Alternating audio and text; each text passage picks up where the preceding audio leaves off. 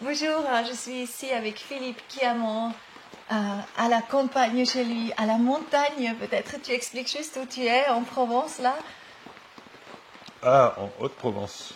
En Haute-Provence. À plus de 1000 mètres d'altitude, disons entre Digne et Sisteron dans le massif des Monges. Magnifique. C'est un lieu juste splendide. Il a un gîte incroyable. Hein, tu accueilles aussi les gens. Tu as un dôme incroyable pour justement faire des conférences. C'est ce que tu fais aussi?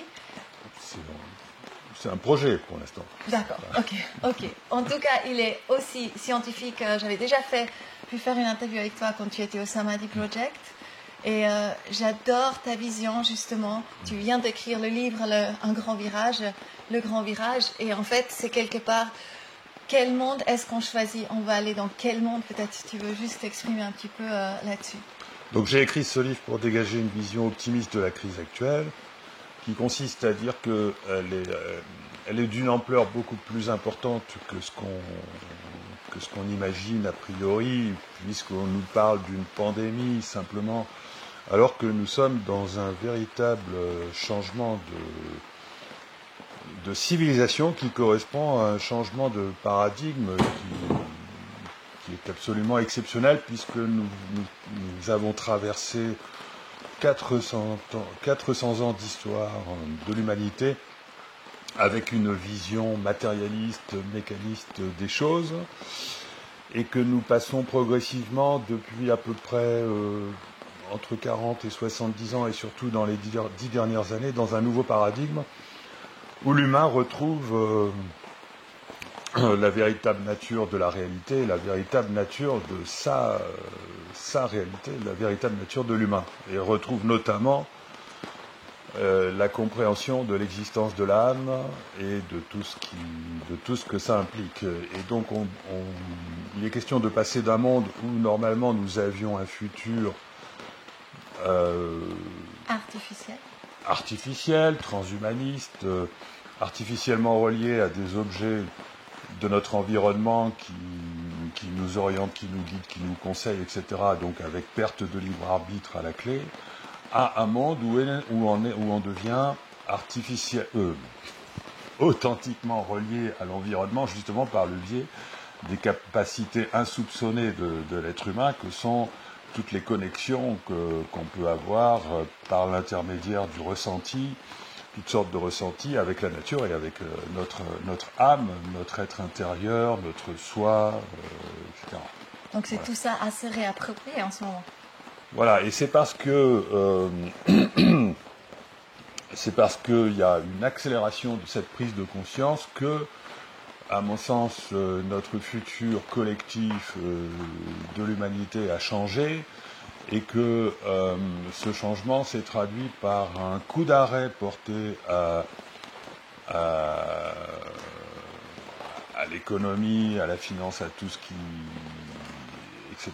Et c'est traduit par l'arrivée d'un virus qui nous a amené la démonstration du fait que tout ce qui nous emmène dans le sens du transhumanisme est quelque chose de fondamentalement faillible, puisque ce ne sont que des erreurs et des défaillances qui veulent nous conduire depuis l'après-confinement vers cette société où l'homme est considéré comme une machine biologique qu'il faut absolument vacciner, tracer, contrôler, etc. Et donc tout cela est assorti de défaillances à répétition, de décisions absolument hallucinantes qui relèvent du dogme vaccinal, dans des circonstances où en plus il n'est pas crédible, ce dogme. On voit bien qu'il y a... En fait, moi j'interprète cela comme une résistance d'un ancien futur qui est en train de disparaître. Et je considère que l'éveil produit par l'émergence du virus et de de toutes les mesures absolument sidérantes qui s'en sont suivies, est en train de fédérer de plus en plus de gens qui veulent changer réellement de vie, qui veulent retourner à des rapports beaucoup plus humains, changer de système, etc., et qui vont petit à petit reconstruire une nouvelle société que j'appelle le futé lumineux, et qui aura donc énormément pris d'essor, qui va de plus en plus grossir, ce mouvement des personnes qui s'éveillent et qui veulent aller vers quelque chose de complètement différent, est en train de grossir grâce à cette crise, et donc petit à petit, nous allons y aller. Et qu'est-ce qui se passe dans un premier temps? C'est qu'on a la coexistence entre deux conceptions du futur, l'une qui est condamnée à l'échec, à mon sens, puisque c'est une société fondamentalement aliénante vers laquelle on veut nous conduire de force. Artificielle, bien sûr. Et l'autre qui nourrit un très grand espoir d'évolution de l'humain vers toutes ces choses qu'il n'a pas encore compris et qui sont absolument merveilleuses. C'est une grande chance, justement. Je disais aussi, la grande chance qu'on a, c'est que jusqu'à maintenant, on faisait plein de choses artificielles. Et puis maintenant, on va dans une vie, justement, on se retrouve chez soi, on cuisine à nouveau, on a son propre potager. Donc, on va moins dans les restos, tu vois. Tu disais aussi que c'est intéressant de se retrouver chez soi avec les amis et tout. Oui, alors bon, bien sûr. Bon, il faut être quand même réaliste et comprendre que ça va pas être facile de vivre autrement. Mais finalement, on va être automatiquement orienté vers les solutions positives par les mesures qui veulent nous empêcher de prendre le train si on n'est pas vacciné, nous empêcher d'aller dans certains centres publics, commerciaux, restaurants, etc. Idem, et donc en fait, c'est pas le vaccin qu'il faut considérer dans cette affaire, c'est l'identification numérique de l'être humain.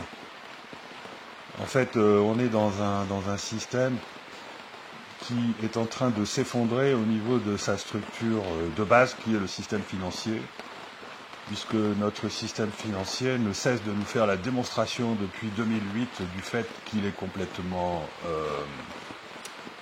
à la fin oui, cycle, on peut dire. Il est déjà mort, et bon, qu'est-ce qu'on fait? On essaye à coup d'assouplissement financier, qu'on appelle planche à billets, etc.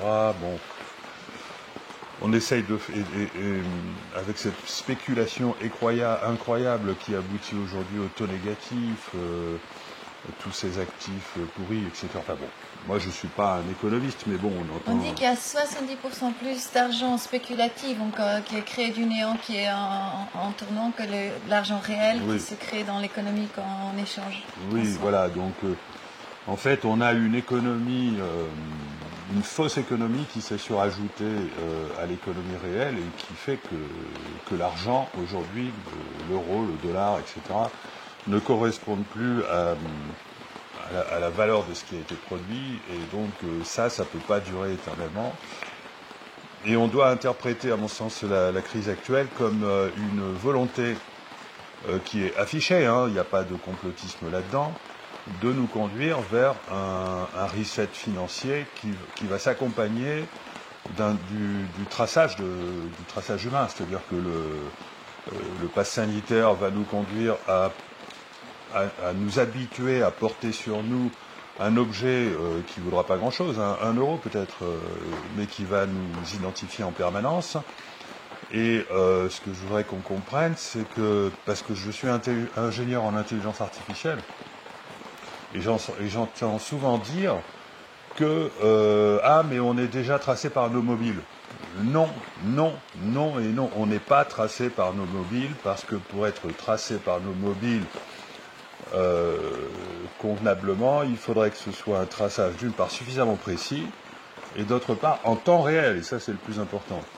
Parce que le traçage temps réel permet de passer dans un autre univers, alors que le traçage tel qu'il est fait actuel, qui consiste éventuellement à mémoriser nos déplacements GPS, d'abord on n'est pas obligé d'emporter notre mobile, ensuite c'est beaucoup trop imprécis, ensuite c'est mémorisé, aucun calculateur ne peut traiter une telle masse d'informations et en faire quoi que ce soit d'intéressant. Par contre, si on passe à un traçage temps réel et précis tel qu'il va être permis par la 5G et les objets connectés, à ce moment-là, on va pouvoir réaliser une véritable surveillance, contrôle, temps réel. Et d'ailleurs, on va aussi payer avec notre traceur numérique.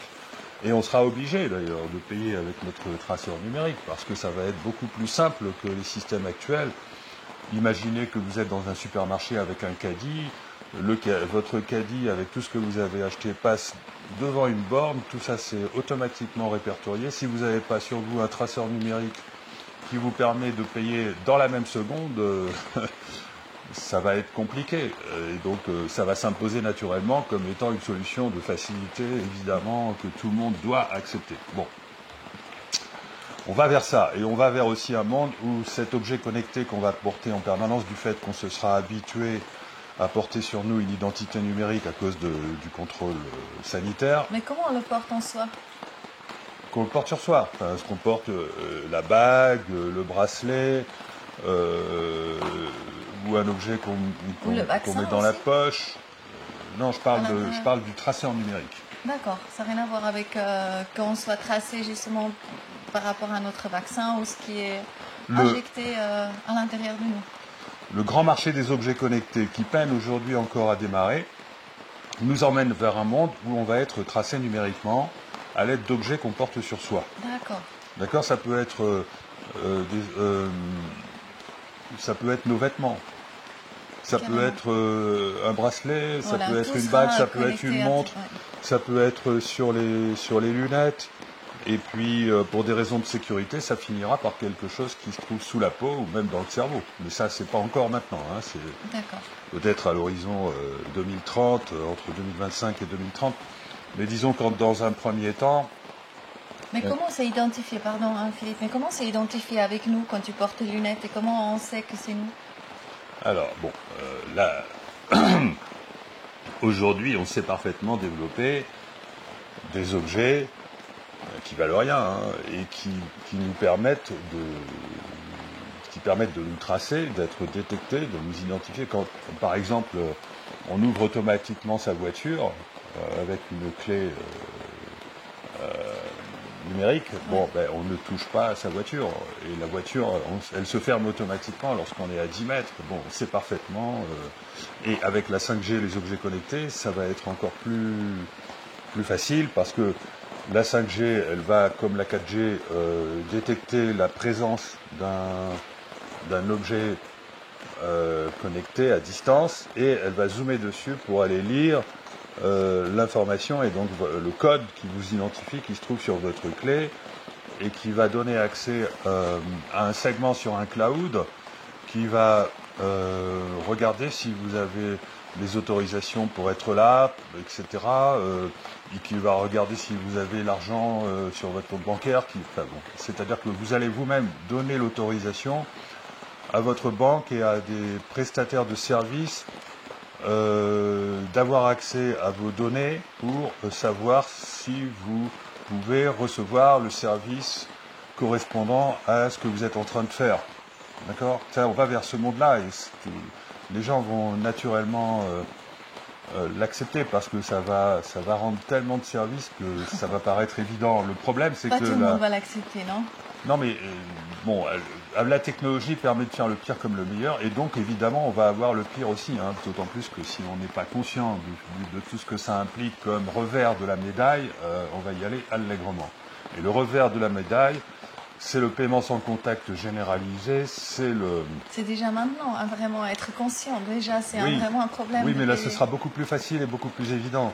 Ce sera le traçage, le contrôle en temps réel de tous les faits et gestes. Moi, je sais développer des technologies qui permettent de déterminer le comportement d'un individu à l'aide d'un traceur numérique. Donc, savoir avec qui vous êtes, qu'est-ce que vous êtes en train de faire, si vous êtes en train de faire du sport, de discuter avec quelqu'un, si vous êtes en train de faire l'amour, si vous êtes en train de faire la cuisine, si vous êtes en train de faire enfin n'importe quoi. Wow. Et donc, vous allez avoir une intelligence artificielle dédiée à chacun d'entre nous qui va passer son temps à analyser en temps réel tout ce que vous faites pour vous donner des conseils, pour vous orienter, etc. Et aussi vous contrôler, vérifier que vous êtes dans votre droit, etc. On se dirige. C'est un monde de science-fiction, quoi. Ça n'est plus un monde de science-fiction à partir du moment où on accepte le traçage numérique, parce que les logiciels vont vite arriver ensuite. Ouais. Et donc les gens, on ne se rend pas compte que la vaccination a pour... Enfin, je ne dis pas que c'est le but de la vaccination, mais enfin, disons que la finalité de la vaccination quasi obligatoire, c'est de nous emmener vers ce monde, puisque on a bien vu que c'est pas seulement Big Pharma qui est intéressé par la vaccination obligatoire, c'est aussi les GAFAM. Bill Gates, Mark Zuckerberg, etc. sont complètement dans cette politique sanitaire. On se demande pourquoi, alors que ce sont des informaticiens.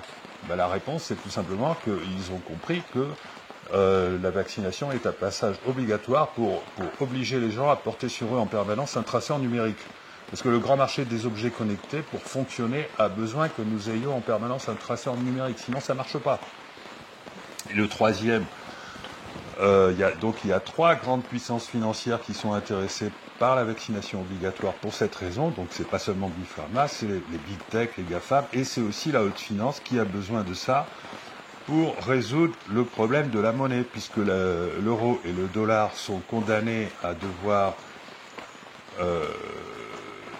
perdre de leur valeur, parce que c'est pas remboursable, les crédits sont pas remboursables, et ça ne sera possible qu'à partir du moment où on va passer à une monnaie numérique contrôlée par des banques centrales.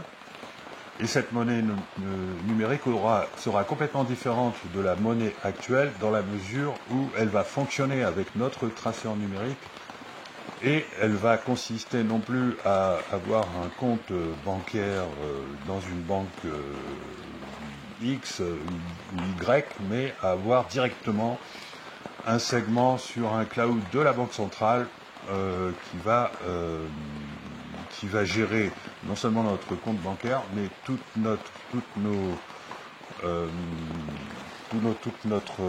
nos relations en temps réel avec nos prestataires qui fournissent des technologies pour nous orienter à chaque moment de notre vie. Voilà. Donc ça, ce sont de très très grands marchés qui sont visés par les mondialistes de la 4e révolution industrielle, qui consiste finalement peu à peu à nous emmener vers le transhumanisme. Voilà. Et c'est de ça qu'il faut se méfier, parce qu'évidemment, après, on ne peut plus revenir en arrière, parce que si l'homme devient à ce point contrôlé qu'il ne peut même plus... on voit aujourd'hui avec la censure jusqu'où ça va nous conduire, c'est-à-dire qu'on n'aura même plus le droit de penser par nous-mêmes, puisque c'est déjà le cas. Et donc il faut fuir devant cette perspective, et il y a plein de gens qui l'ont compris, et donc on va automatiquement, grâce à cet épouvantail, parce que ça joue le rôle d'épouvantail. Donc quand il y a un épouvantail, les oiseaux ils s'enfuient. Nous sommes dans cette situation-là. Nous avons la chance de vivre, grâce au virus et à la politique sanitaire, la dictature sanitaire, de vivre l'émergence d'un épouvantail qui va faire qu'on ne va pas y aller. Et que donc, il y a peut-être 70-80% de la population qui va y aller, mais ce n'est pas la population créative, ce n'est pas la population qui va dessiner notre futur collectif. La population qui va dessiner notre futur collectif, c'est la population qui va effectivement comprendre que tout ça, c'est terminé, c'est l'échec, c'est le résultat d'une vision du monde erronée, purement matérialiste, et qui n'a rien compris à la nature de l'humain, qui pense que l'homme est une machine biologique et qui était en train de faire un tas de bêtises à cause de cette erreur. Et donc, voilà, on ne va pas y aller, et on va construire un nouveau monde dans lequel on va... On est d'accord. Voilà, s'il faut passer par des restaurants furtifs, s'il faut passer par des cinémas furtifs, etc., on passera par là, mais il y a quelque chose de super créatif et innovant à construire, et qui est fabuleux. Enfin, moi, je ressens vraiment très positivement les perspectives dégagées par ce changement dans les rapports humains, cette remise en lien qui va être créée par la nécessité de créer un nouveau monde, littéralement, une nouvelle société. C'est ça. Nous, on a justement créé le manifeste de la Nouvelle Terre que j'ai fait montrer hier. Nouvelle Terre, oui. Ouais, c'est vraiment cette The New Earth Manifesto. C'est vraiment à regarder aussi. Et c'est une vision totalement, qui est en harmonie avec nos valeurs. Ouais, absolument. Et je pense que c'est vraiment, je trouve ça c'est vraiment très encourageant. Tu as parlé avant, tu n'as pas parlé en fait de peut-être de guérison. J'aimerais bien parler un petit peu de guérison parce que quand il y a artificiel, quelque part il y a aussi de la guérison avec la matière première de la nature. Est-ce que là tu veux aussi dire quelques mots là-dessus? La guérison de l'humain, de la terre, de l'humus justement. Alors, l'humain est entré dans un processus de guérison parce qu'il a déclenché son système immunitaire qui consiste justement à dire non, à refuser ce nouveau monde dans lequel on essaye de l'emmener et qui apparaît comme un épouvantail. Donc on a déclenché notre système immunitaire devant cet épouvantail, donc on est en train de chauffer. C'est beau ça. Donc on est dans le processus de fièvre à l'heure actuelle, et le chaos qui s'annonce avec la façon dont on va devoir gérer l'obligation du pass sanitaire, etc., va en générer la fièvre qui va nous emmener à la guérison. Wow. D'accord. Mais au-delà de ça, parce que c'est peut-être pas ce que tu voulais... Moi j'adore. Au-delà de ça, bien entendu qu'on a besoin d'apprendre le fait que l'humain, il a des capacités d'auto-guérison qui ont été complètement censurées dès le début de la crise. On a oublié l'existence de l'effet placebo, on a oublié l'existence de l'effet nocebo, on a oublié le système immunitaire humain, on a oublié complètement, on a toutes nos facultés d'auto-guérison de l'humain ont été censurées de manière absolument incroyable, inimaginable. Et on l'a délégué aussi. Comment? On l'a 100% délégué quelque part. On est plus responsable, on se considère plus responsable, mais on délègue, c'est les autres qui doivent me soigner avec des choses de nouveau artificielles. Voilà, c'est un peu comme si l'humain était...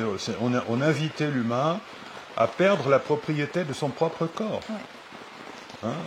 Alors moi, je ne suis pas du tout anti-vaccin, je suis pour le vaccin utilisé dans certaines circonstances pour une certaine catégorie de la population de manière relativement ponctuelle dans le temps et dans l'espace, utilisé intelligemment, etc., mais sans que ça génère cet épouvantail. Donc bon, je me suis fait vacciner comme tout le monde contre je sais plus quoi, la polio, etc. Bon, enfin, je ne suis absolument pas contre la vaccination. La vaccination, dans son principe, elle est même quasiment naturelle, puisqu'il s'agit d'injecter le mal, enfin pour finalement susciter le système immunitaire et la guérison. Donc c'est même pas quelque chose qu'on devrait craindre.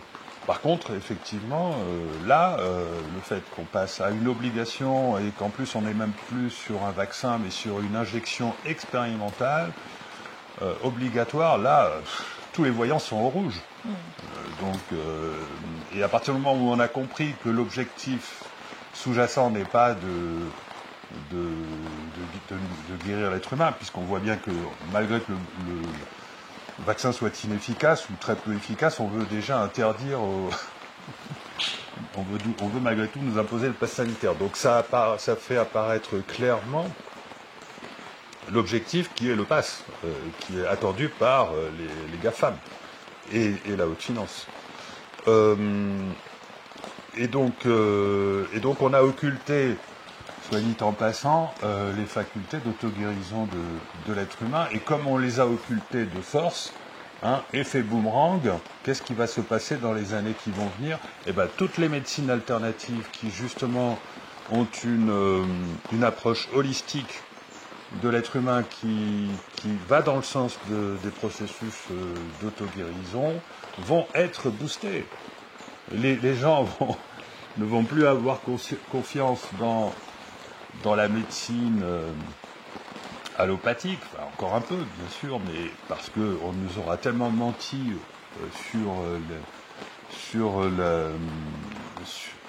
sur le Covid que voilà, cette perte de confiance dans le Big Pharma va se traduire par une ruée vers, et ça va générer vers les médecines naturelles qui sont, on va continuer les médecines allopathiques, on va continuer la chirurgie, on ne va pas censurer les médicaments, il y a des médicaments qui sont très bien.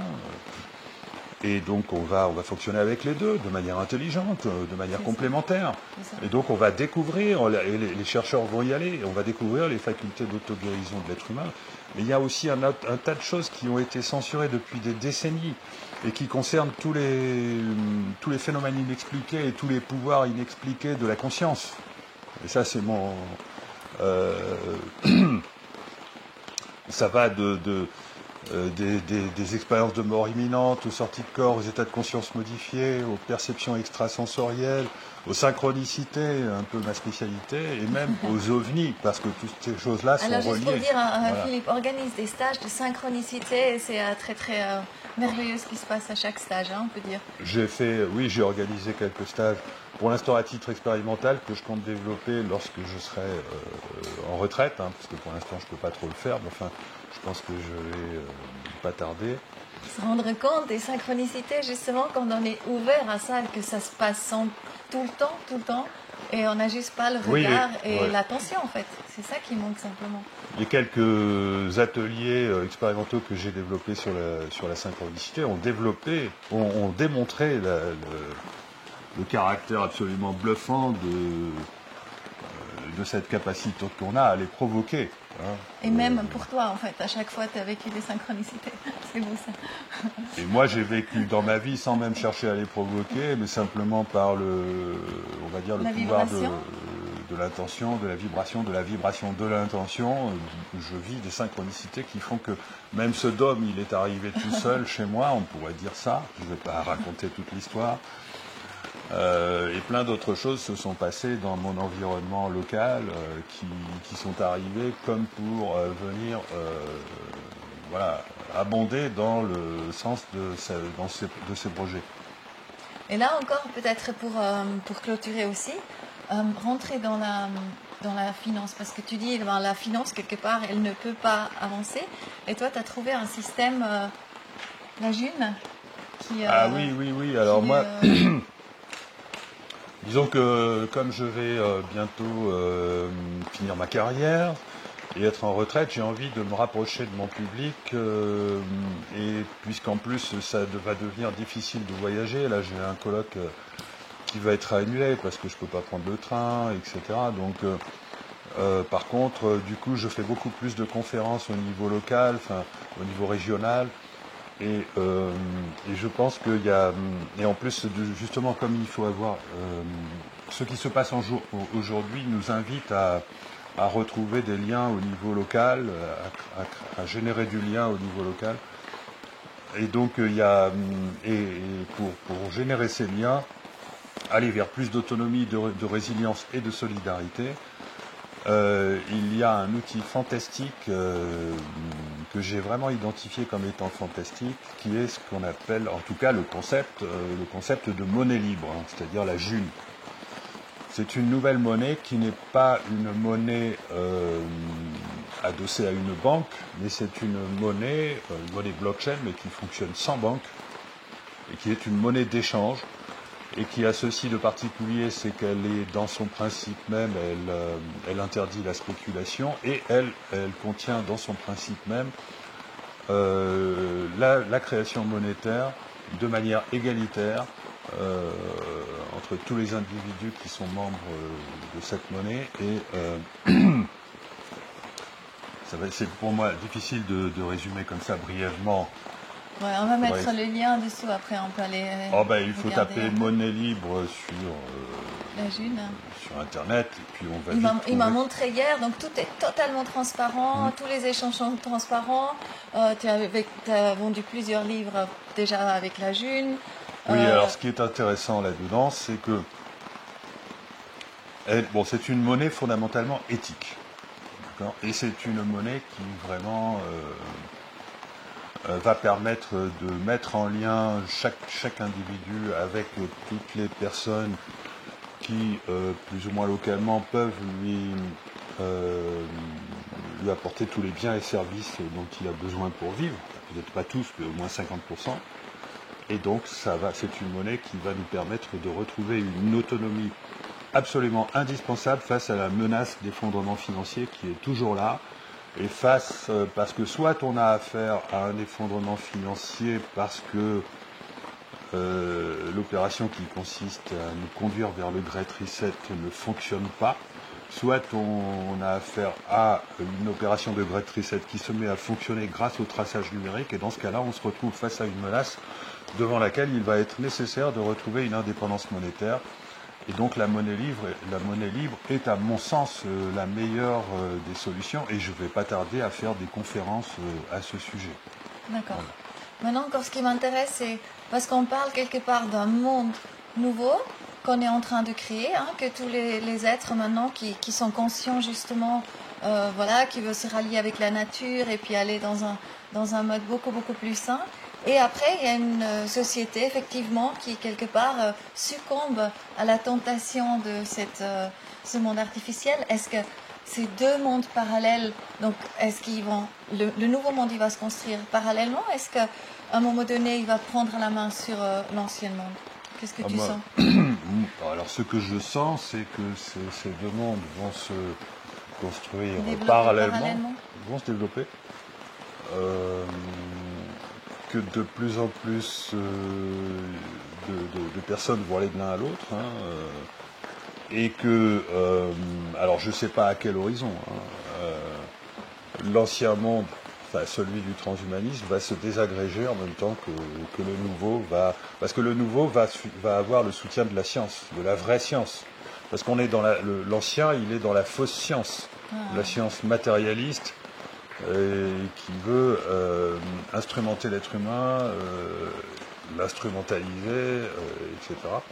Ça, c'est le matérialisme. Et la vraie science va évidemment aller soutenir le nouveau monde, puisqu'on a déjà aujourd'hui toutes les preuves d'un tas de phénomènes inexpliqués pour lesquels la science a besoin de nouveaux modèles intégrant la conscience pour expliquer ces phénomènes. Et donc la science, c'est très bien, les scientifiques ouverts ont très bien compris qu'on allait vers...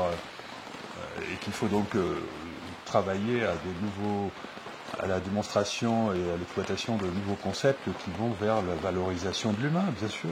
C'est évident.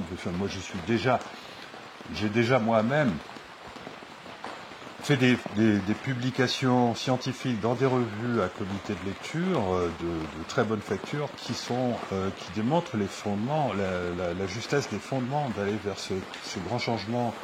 Je parle de la flexibilité de l'espace-temps, des dimensions supplémentaires de l'espace, etc. Si on rajoute à ça les expériences que j'ai faites, les expériences scientifiques qui démontrent la réalité du phénomène de synchronicité, etc. Donc le fait que finalement on ne crée pas son futur, le futur ne se crée pas mécaniquement, c'est une erreur que de penser une erreur.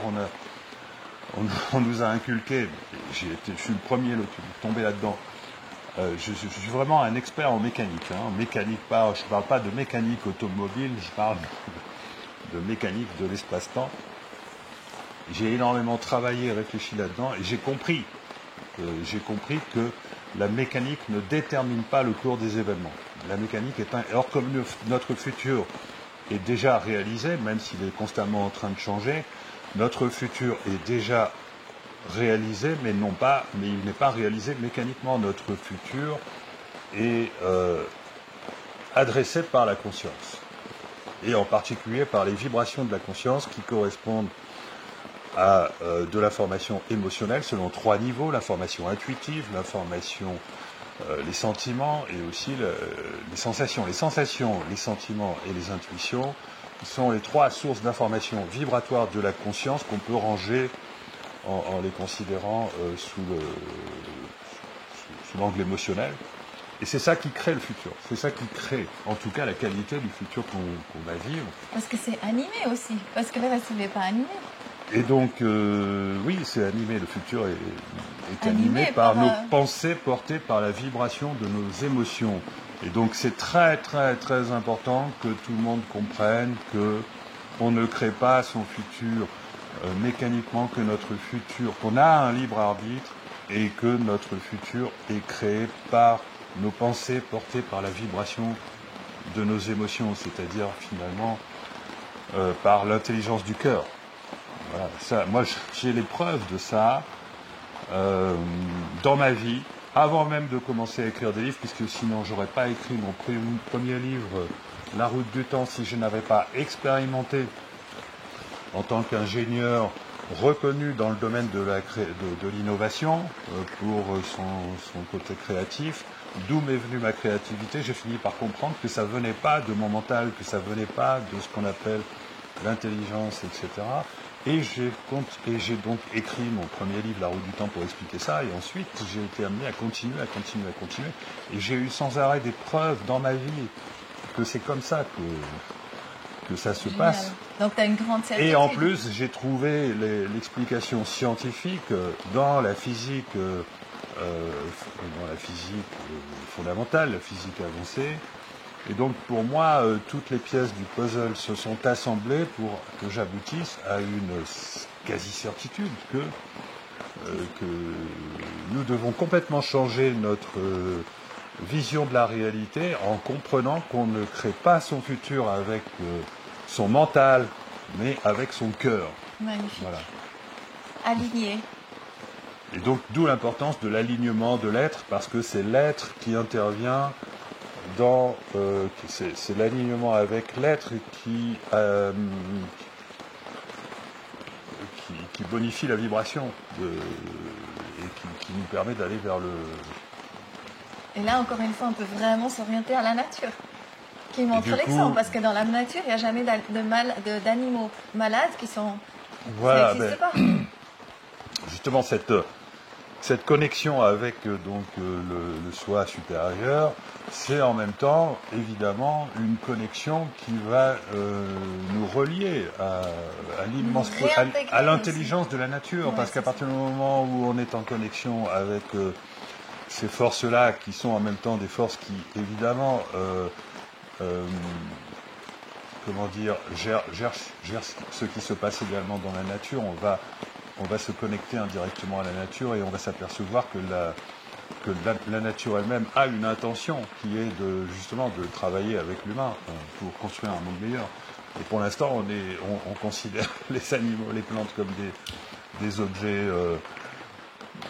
C'est vraiment incroyable à quel point on a pu se tromper en pensant qu'on était les plus intelligents, mais c'est incroyable à quel point l'Occident a pu se tromper en se croyant... moi je suis...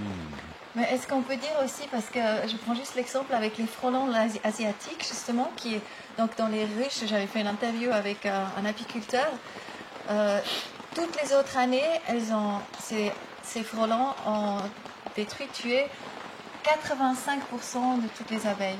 Et cette année plus, parce qu'il dit qu'il y a eu justement reproduction dans la même famille. Oui. Donc à un moment donné, tout ce qui est justement pas vrai, donc qui est pas la vie, voilà. Ça s'autodétruit à un moment donné. C'est ce qui se passe à l'échelle planétaire à l'heure actuelle avec cette histoire de virus. C'est-à-dire qu'on est en train de subir à un point inimaginable les conséquences d'une très grave erreur et tout ça va automatiquement retomber comme un soufflet et alors du coup, aboutir quelque chose de très très beau. Aboutir à quelque chose de très beau forcément. Oui. Voilà. Oui. Ça me va. C'est logique. Merci Philippe. Est-ce que tu veux encore partager quelque chose? J'ai pas. Non. En tout cas, c'est très très riche. Je te remercie de tout cœur pour merci le temps toi. que tu m'as offert là. Magnifique. Merci. Ouais, merci.